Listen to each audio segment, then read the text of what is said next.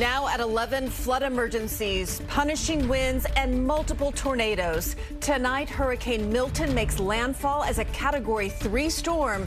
As we've just learned, it has already claimed lives. Good evening. I'm Christine Johnson. I'm Maurice Dubois. And hours after making landfall as a Cat 3 storm, Milton is carving out a devastating path across the state of Florida. Here's a live look now. Fort Myers, which is seeing all kinds of rain and winds. Milton officially made landfall around 8:30 tonight near Siesta Key, just south of Sarasota. It is now a Category 2 storm, but is still producing wind gusts over 100 miles per hour. And tonight, the St. Lucie County Sheriff is confirming multiple deaths in Fort Pierce. Search and rescue efforts are now currently underway, and more than 1.5 million customers are without power.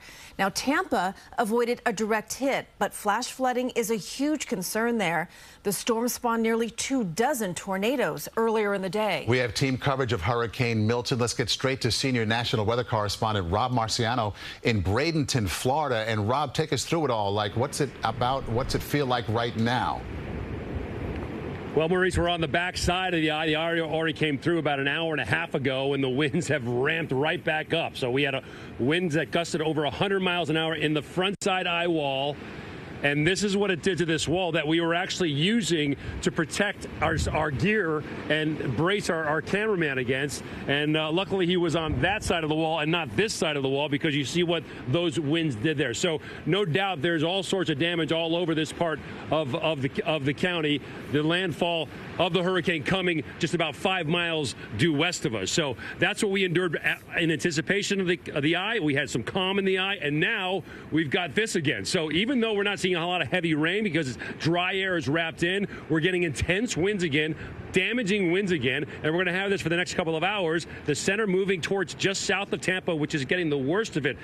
St. Pete to Tampa, up I-4, flooding rains and high winds for the next several hours. We are not done with this, and we won't be till well into tomorrow morning. Rob, you mentioned being in the eye. Tell us what it was like. What did you feel? What did you see? What did you hear?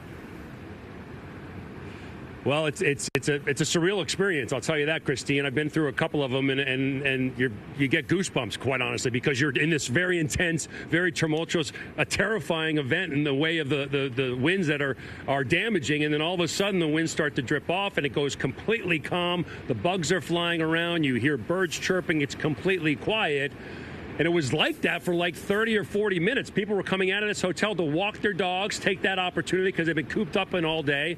Just take it all in and then go back inside. You couldn't see stars. It wasn't that clear, but it was calm for over a half an hour. Surreal experience. It's cool to experience for sure, but you realize the force on both sides of this and what it's doing to the communities that this storm is impacting. That's the heartbreaking part of it. Rob, just one more thing real quick here. I'm wondering how this experience compares to what you were expecting.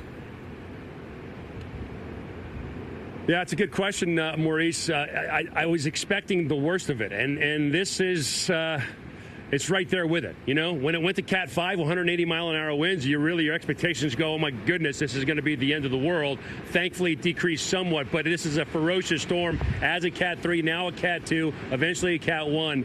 It's done everything that a hurricane can do: tornadoes, flash flooding, storm surge, and damaging wind. This storm has had it all.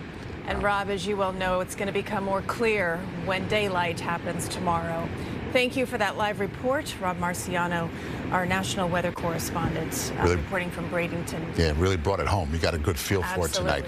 Rob, thanks. You bet. Let's check in with Lonnie right now to see the latest on the track of Milton, as predicted pretty much. Lonnie? Yeah, it kind of made a little wobble to the south. At one point, all eyes on Tampa. Tampa would have been the worst case scenario because of the topography of the bay. One way in, no way out. That would have just been really horrible.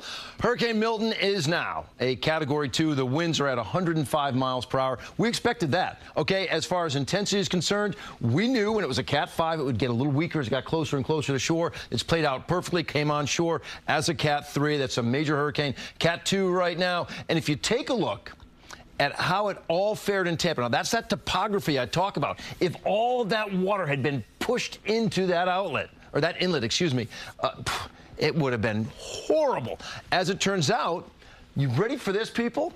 The tide level right now in Tampa is lower than it should be, lower than normal, because the water is getting pushed out to sea. And if you follow where the real storm surge is, now it's right here, the southern portion of the eye. That would be like, I'll zoom in a little tight there. It's Fort Myers. I know Port Charlotte is also on that bay. This is where we're going to see the potential for 10 to 15 feet of storm surge. I do think that's going to be verifying out there. If you take a look at how the track is forecast to play out, you know, Maurice, you were talking to me, how long to make its way from one coast to the other? About 12 hours. I would say by 8 a.m. it's pushing offshore as a Cat 1 somewhere around Cape Canaveral, but this does not make a turn and come to the northeast. This one fades away out in the middle of the ocean. Guys, I'll have more coming up a little bit later. It's all yours. Okay, Lonnie, thank you. Officials have been warning residents to move inland, but some are choosing to ride out the dangerous storm. Flash flood emergency is in effect for the Tampa area as torrential rain and intense winds are still battering the region. Dick Brennan joins us now with what so many people down there are dealing with tonight. Dick. A lot to deal with, Maurice and Christine. As if the hurricane isn't enough, tonight people in Florida are cleaning up from deadly tornadoes on both the east and west coasts of Florida.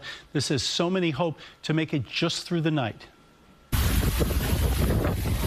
Right now, Milton's raging rain and whipping winds are pummeling Florida's Gulf Coast, flooding roads and creating treacherous conditions for anyone who dared to venture out. Some hunkered down in their homes. We could lose power any second. Sarah Lutzker of Long Island moved to St. Petersburg just 2 months ago. It's pretty scary. We see transformers blowing everywhere, so we're just kind of hunkering down. And we expected storms and sunshine, but I don't think we expected like two hurricanes in less than 10 days. Some have no choice but to stay put. Pediatric emergency doctor Megan Martin is working her usual shift at a hospital in St. Petersburg. The wind is whipping. It is super loud. The rain is it's pounding the windows and the doors. We've had to kind of put towels up because some of the water is starting to just leak in from below. The winds are triggering tornadoes. Florida has already experienced the most tornado warnings in a day on record. In St. Lucie County on the East Coast, tornadoes left a trail of death and destruction.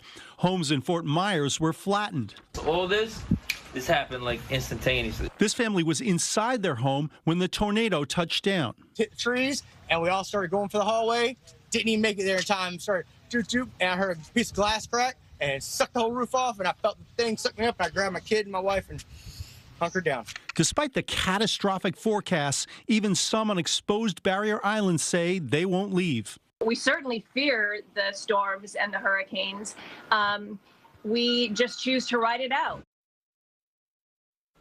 Now we're getting new information as we speak. In Fort Pierce, Florida, the sheriff is confirming deaths at a retirement village believed to be caused by those tornadoes, but he could not provide those numbers. We will get you more information as we know it. Christina Maurice. Okay, Dick, thank you. And the storm is really striking a chord around here, and help is on the way from the tri-state area. Alicia Reed reports now on the first responders heading south to save lives. Within 24 hours of the call, a team from the 106th Rescue Wing was deployed to Florida. Our primary mission here is readiness. This unit of the New York Air National Guard specializes in combat search and rescue.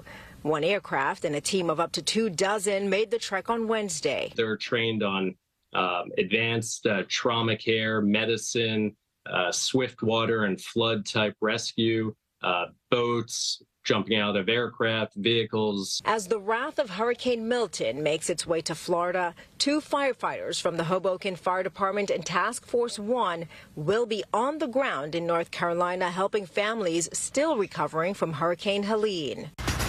AmeriCares in Stamford, Connecticut is currently putting together a 500-pound shipment of hygiene kits and medicine to aid low-income communities and the uninsured. We want to help make sure that the survivors have access to their health care so that as they are starting the arduous process of recovery, their health is protected. With the anticipated damage from Hurricane Milton, AmeriCares plans on sending a crew of people on Friday that will assist with on-the-ground needs of those affected. Alicia Reed, CBS News, New York. And there will certainly be many more developments overnight with this storm. And our morning team will bring you all the very latest starting at 4:30 a.m. You can also get updates anytime on our website, cbsnewyork.com, and on the CBS News app.